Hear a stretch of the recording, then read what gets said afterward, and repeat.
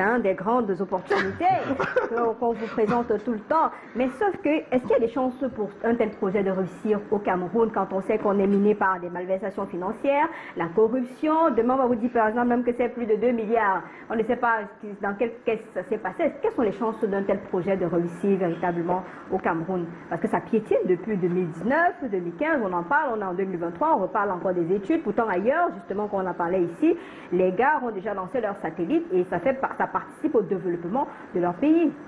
Vous savez, il y a quelque chose de bizarre que l'on constate avec nos dirigeants. Lorsque les fonctionnaires ne sont pas capables de faire quelque chose, alors ils recourent à l'expertise étrangère. C'est comme s'il n'y avait que les fonctionnaires au Cameroun.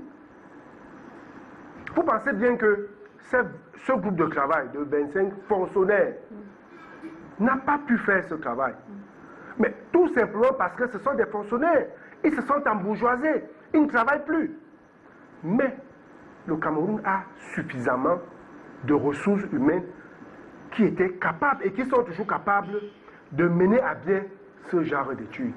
Mais vous voyez bien la démarche qui est entreprise là, on fait appel à une entreprise étrangère en faisant une espèce de saupoudrage, en mettant des structures camerounaises, mais dont on sait très bien comment est-ce que ça se passe.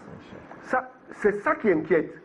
Et puis, lorsqu'on voit... Cet attaque qui vous écrit là qu'il s'agit de la fémania à l'état pur dans un conseil. Pourquoi trop de pessimisme autour de cette affaire? Lorsqu'on voit vers qui on se tourne, ça pose problème. Parce qu'en réalité, tous les pays africains qui ont mis sur pied des programmes et qui fonctionnent très bien, fonctionnent soit avec la Chine, soit avec la Russie. Même l'Égypte, qui est un partenaire stratégique des États-Unis, son programme spatial est porté par les Russes. Donc ça pose un problème. Lorsqu'on voit les choix stratégiques qui sont faits, on a bien peur. Et surtout lorsqu'on introduit une clause où on dit, après que le cabinet dise si il est opportun que le Cameroun se lance dans la quête spatiale, dans la conquête spatiale ou pas.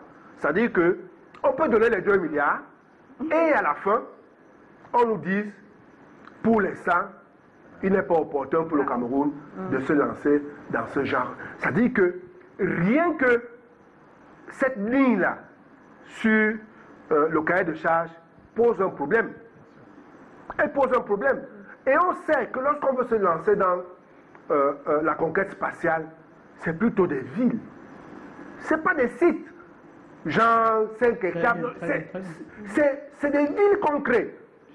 Et lorsqu'on charge un cabinet de venir nous dire au Cameroun quel est le site qu'on peut choisir, ça pose problème. Et donc, pour répondre à votre question, on s'interroge et on est en droit de douter de la réussite, du succès, n'est-ce pas, de ce travail qui a été confié à ce cabinet, parce que nous pensons que seuls les Camerounais sont les mieux à même, n'est-ce pas, de dire ce qui est bien pour leur pays, en fonction de l'ambition légitime que nous avons pour notre pays, de dire voilà ce qu'il nous faut. Mais imaginez qu'aujourd'hui au Cameroun, que ce soit encore des gens qui viennent nous dire voilà ce qui serait bien pour vous.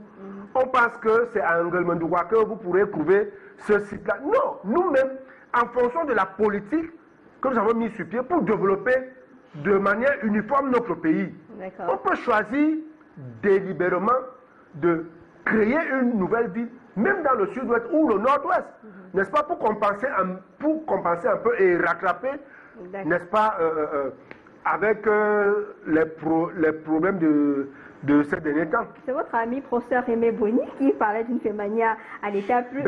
Je ne veux pas utiliser ces mots-là, mais on a bien comme l'impression que nous n'en sommes pas si éloignés. Est-ce que vous avez l'impression que même au niveau du ministère des Postes et Télécommunications, on comprend même ce que ça veut dire concrètement, est-ce que cela implique? Parce qu'on a l'impression qu'il y a une légèreté, on a balancé ça comme ça, on se dit...